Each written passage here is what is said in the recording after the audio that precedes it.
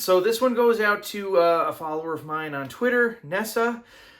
She recommended a political documentary, The Fall of Minneapolis, to me. So this documentary has to do with the death of George Floyd. The film opens up essentially with just the footage of the actual physical arrest. This is probably where my biggest criticism of the film, like as a film, comes in, is that as the arrest was happening, they kept on putting in like little blips and stuff like that. They would actually physically stop the footage to say, George Floyd said, oh, I just want to see my mom or whatever, and it says his mom died 2 years ago. Or, I can't breathe. And then it goes to, he said he couldn't breathe even as they were putting him into the back of the car. And they would actually like stop it to have these captions. And I think that if the goal was to sort of like win over people who maybe didn't know the full scale of this whole thing, I feel like that would actually just kind of piss them off. Like, obviously, I went into it with an open mind and tried to remain as objective as possible.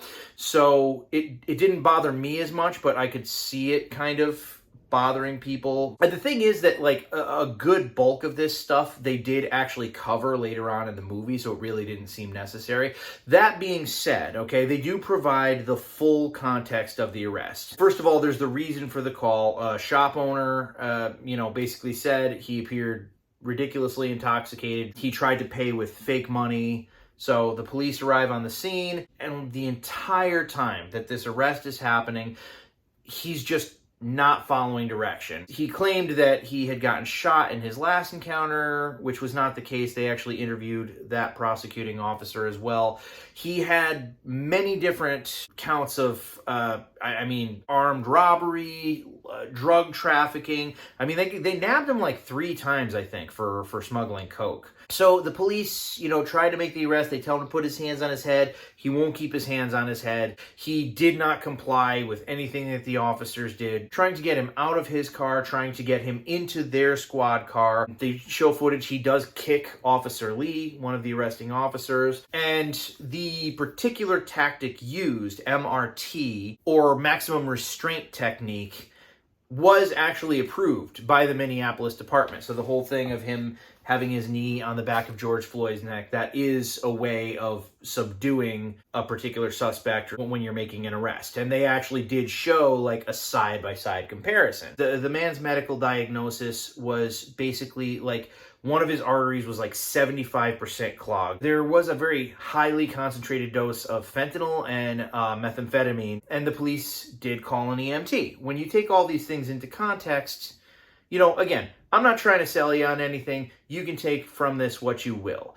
But the thing that I find most alarming, and what the documentary really pushes, is the fallout after the fact. How incredibly planned things seemed. The media reaction, the mayor, the governor, the chief of police, they basically surrendered the 3rd precinct. And they didn't even warn a lot of the officers who were there. And they were basically like, oh, by the way, you need to evacuate and you need to do it now.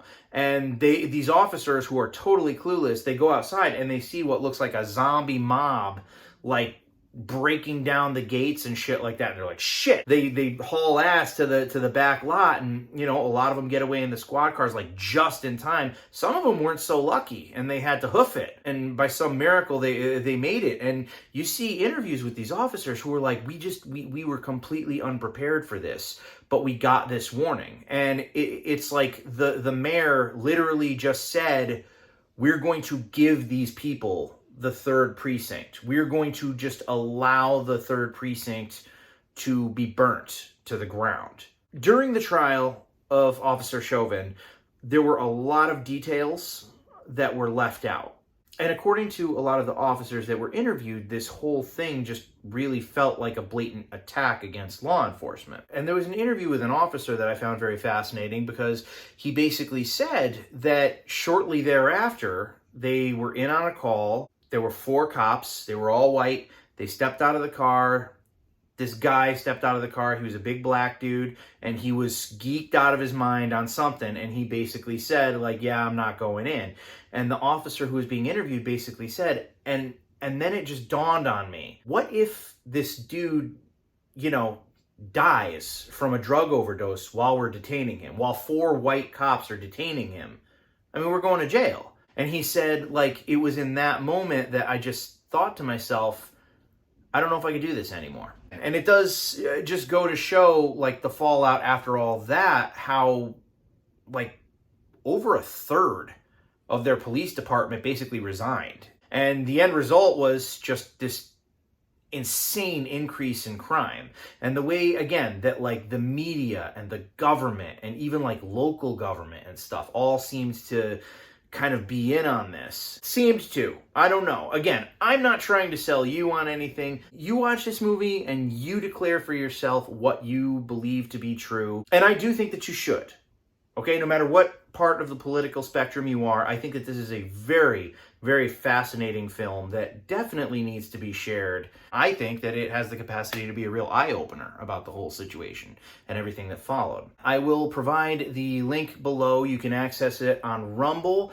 There's also another link that Nessa sent me. I'm not sure which one I'm going to put below, but either way, I'll put a link to the actual film below. Very good documentary. You know, some political documentaries, it's difficult to review them because, you know, on one end of the spectrum, you don't want to get like too into it with your own opinion, but also, you know, there's a million and one ways that they could go wrong, you know, like Michael Moore. His films are like a really finely polished turd, but they're very finely polished. Whereas you have Dinesh D'Souza, who has kind of the opposite problem, where he'll deal in a lot of fact, but he'll throw in a lot of unnecessary and very corny theatrics and horrible acting. This film was none of that. I mean, I would put it just beneath, honestly, Uncle Tom in terms of political documentaries that are really poignant and very fascinating and definitely important in this day and age. So, Nessa, thank you very much for the recommendation. It was a rough watch, but I'm very grateful to have seen it. And if any of you out there have any, if you know of any like crowd-funded films or like indie stuff that's in the works that you want to throw my way, if I can access it, I would be happy to review it. So just, comment below and let me know about that. And that's all she wrote.